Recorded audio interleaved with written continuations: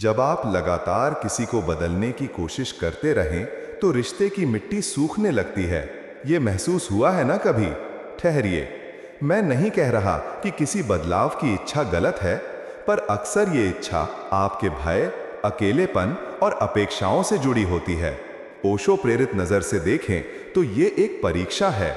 क्या आप प्रेम में स्वतंत्रता चाहते हैं या नियंत्रण से सुरक्षा? आपके सामने एक सरल दुविधा है। क्या वो व्यक्ति सच में बदल रहा है या आप अपनी तरफ से आग बुझाने की कोशिश कर रहे हैं?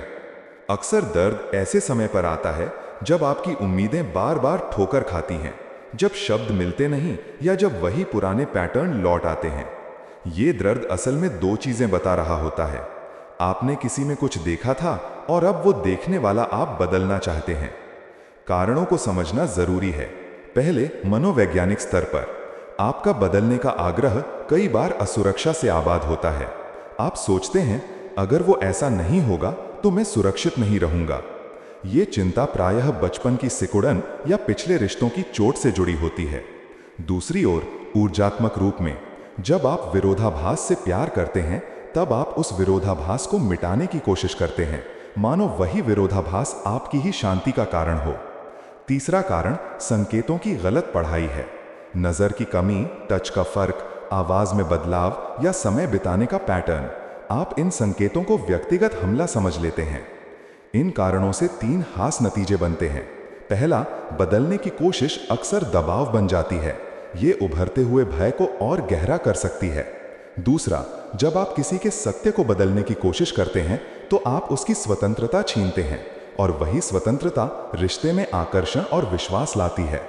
तीसरा, बार बार सुधार की कोशिश रिश्ते को गुरु शिष्य के रिश्ते में बदल देती है, जो कभी बराबरी नहीं रहने देती। इसीलिए कुछ सिद्धांत बहुत साफ रखिए। पहला सिद्धांत, सुरक्षा पहले। अगर साथी की कोई आदत खतरनाक है या हिंसा सी है, तब रोकना और सुरक्षा बनाना आपका कर्तव्य है। पर यदि आदत बस आपकी उम्मीदों से मेल नहीं खाती, तो वो स्वीकार्यता की जगह सीखना मांगती है। दूसरा सिद्धांत, स्वीकृति का सीमित अर्थ। स्वीकृति का मतलब सब कुछ स्वीकार कर लो नहीं, बल्कि ये पहचानना है कि हर मन अपना ढंग रखता है। तीसरा सिद्धांत, धैर्य और समय। आंतरिक बदलाव सांसें लेने जैसा है। ये धीरे आता है, कुछ में महीनों, कुछ में सालों में। चौथा सिद्धांत, स्वतंत्रता प्रेम की असली जड़ है। नियंत्रण प्रेम नहीं, डर है। और पांचवा सिद्धांत, आत्म पूछताछ। अक्सर आप दूसरे को बदलने का बहाना बनाकर अपनी आंतरिक जरूरतों को टालते हैं।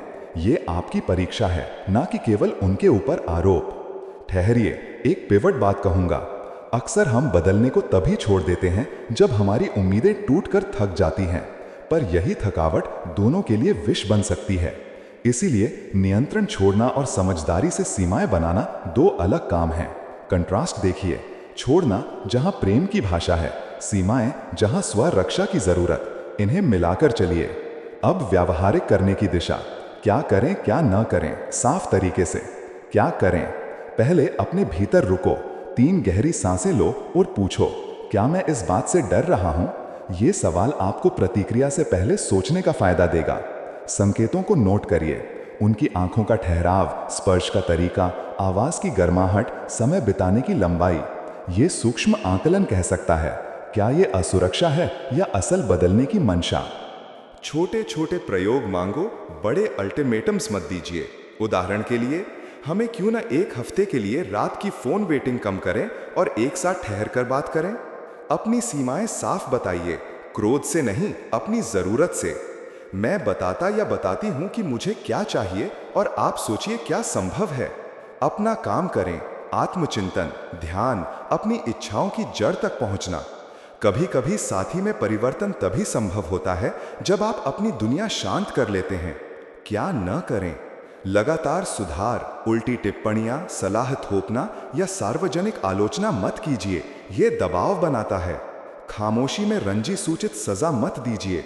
इग्नोर करना कभी कभी सीमाएं हैं, पर सजा बनना रिश्ते को खंडित करता है। धमकियां या अल्टीमेटम से रिश्ता चलाना भी गलत है। ये संबंध को अनुबंध से ज्यादा व्यापार में बदल देता है। अपने दर्द को शिकार बनाकर साथी को बदलने का औजार न बनाइए, ये दोनों को चोट पहुंचाता है। कुछ परिदृश्य सरल उदाहरण देंगे। अगर आपका साथी बार बार देर से आता है और ये आपको अपमानित करता महसूस कराता है, पहले समझिए कि ये आदत है या इरादा। आदत हो तो एक विनम्र अनुरोध, और अगर बदलने का प्रयास असफल हो रहा हो तो अपनी सीमाएं रखें। मैं ऐसे इवेंट्स में अकेला नहीं आऊंगा। इससे आप अपनी गरिमा बचाते हैं।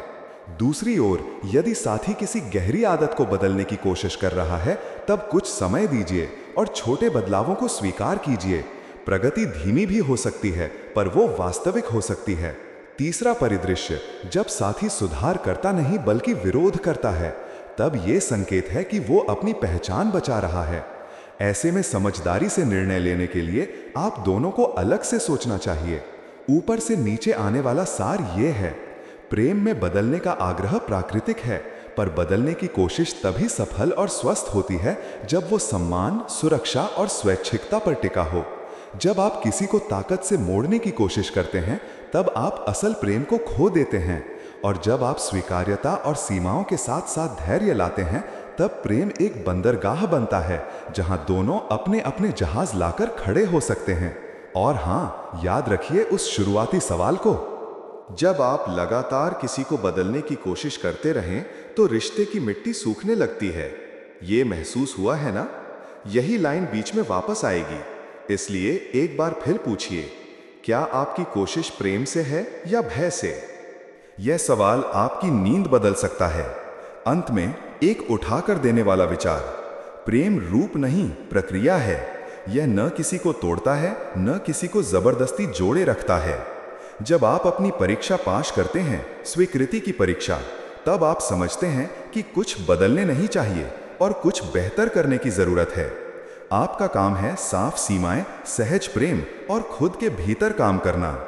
एक सरल अभ्यास करके जाइए। आज शाम 3 मिनट मौन बैठिए, अपनी आंखें बंद करिए और एक एक कर उन 3 संकेतों को याद करिए जो आप अपने साथी में सबसे ज्यादा नोट करते हैं। आंखों का ठहराव, आवाज का टोन, समय बिताने का तरीका। फिर शांत मन से हर संकेत पर यह पूछिए, क्या यह मेरी जरूरत का प्रतिबिंब है या उनके होने का सत्य? नोट करिए। अगर चाहें, कल सुबह एक छोटा सा शब्द कहिए, नरम, बिना दोषारोप के, और देखिए क्या प्रतिक्रिया आती है। यह छोटा अभ्यास आपको यह पहचानने में मदद कर सकता है कि कब बदलना छोड़ना है और कब साथ में बदलने का आमंत्रण देना है।